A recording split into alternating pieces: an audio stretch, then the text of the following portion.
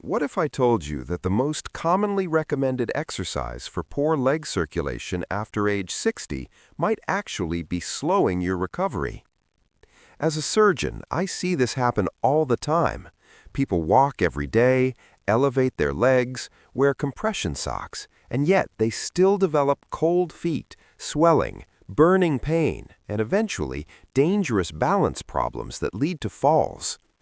Here's the part most people don't realize. Poor circulation isn't just uncomfortable. After 60, it can quietly lead to slow healing sores, infections, and in severe cases, amputations. It's also one of the earliest warning signs that your heart and arteries are under serious strain. The real issue is that most people misunderstand what bad circulation actually is. It's not just cold toes. It's blood failing to travel down to your feet and back up to your heart efficiently.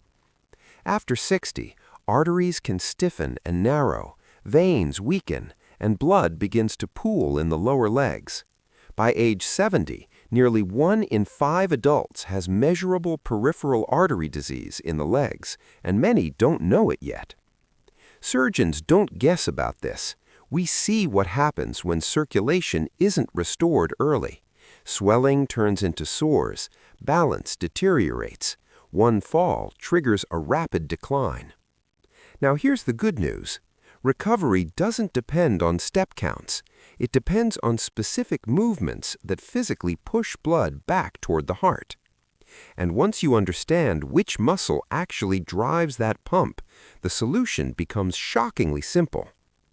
I'm saving the most powerful movement for last because once you understand the science, you'll never look at exercise after 60 the same way again. This could be the difference between walking confidently at 80 or needing a cane by 70. Let's begin with movement number 5. Movement number 5, seated ankle pumps. This exercise looks almost too simple to matter, but surgical rehab science tells a very different story. In fact, this is often the first movement prescribed after leg surgery to prevent circulation collapse. Your calves contain what doctors call the venous muscle pump, sometimes referred to as the body's second heart. Every time this muscle contracts, it physically squeezes veins in the lower legs and pushes blood back toward the heart. After 60, this pump weakens rapidly, especially if you sit for long periods. When it underperforms, blood pools in the ankles and feet. Swelling increases, oxygen delivery drops, and healing slows. Clinical vascular rehab studies show that simple ankle pumping significantly improves venous return and reduces leg swelling in older adults, even without standing or walking. The key isn't intensity, it's consistency and deliberate motion. To do this correctly, sit in a chair with your feet flat on the floor. Lift your toes toward your shins while keeping your heels down. Then press your toes into the floor and lift your heels, like pressing a gas pedal. That's 1 repetition. Move slowly and with control. Aim for 20-30 reps, 2 to 3 times per day. You can do this while watching TV, reading, or sitting at the table. Walking relies on momentum. Ankle pumps create intentional muscle contractions that actively move stagnant blood out of the lower legs. This leads to warmer feet, less swelling, and reduced pressure on fragile veins.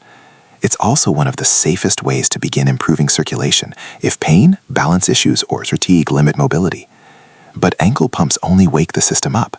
The next movement strengthens the muscle that keeps blood from falling back down in the first place. Movement number 4, seated leg extensions. If you think sitting means this one is easy, think again. A 2024 study published in Archives of Physical Medicine and Rehabilitation found that adults over 60 who performed seated leg lifts with light resistance improved walking speed by 28% and stair climbing ability by 45% in just 8 weeks. Walking speed isn't just fitness, it's considered the 6th vital sign because slower speed strongly predicts falls, loss of independence, and shorter lifespan. This exercise works when walking doesn't because it targets the quadriceps and hip flexors while forcing the core to stabilize. These are the exact muscles needed to stand, climb stairs, and rise from a chair, yet walking barely challenges them enough to stop age-related decline. When these muscles contract, they also compress the large veins in the thighs, driving blood back to the heart and reducing pooling. To perform correctly, sit tall in a sturdy chair with your back firmly against it. Place both feet flat on the floor. Slowly lift one leg straight out, keeping the knee as straight as comfortable.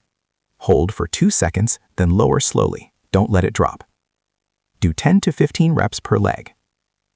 Posture is critical. Keeping your back against the chair prevents momentum and forces the correct muscles to work. That's where the circulation benefit comes from. As this becomes easier, add light resistance such as ankle weights or a resistance band. Even 1 to 2 pounds makes a meaningful difference. Muscles respond to progressive resistance at any age, and older adults often improve faster because they start from a lower baseline. This movement reduces stiffness, improves walking tolerance, and strengthens upper leg muscles that ankle pumps alone can't reach. But even strong thighs won't protect you if balance isn't working properly. Movement number 3, standing heel raises with support. This muscle group is rarely tested, but it's one of the earliest reasons seniors lose independence. A landmark report cited by the National Institute on Aging found that calf strength is one of the strongest predictors of independence after 60. Seniors with stronger calves experience far fewer falls and are much less likely to require assisted living. Your calves act like mechanical pumps. Each contraction squeezes deep veins and pushes blood upward against gravity. Weak calves mean more pooling, more swelling, reduced oxygen delivery, and slower balance reactions. This exercise doesn't just build strength, it retrains circulation and balance together, the exact combination needed to prevent falls. To perform, stand behind a chair or counter and hold lightly. Rise onto the balls of your feet. Hold at the top for 2 to 3 seconds while looking forward. Lower slowly over 3 seconds.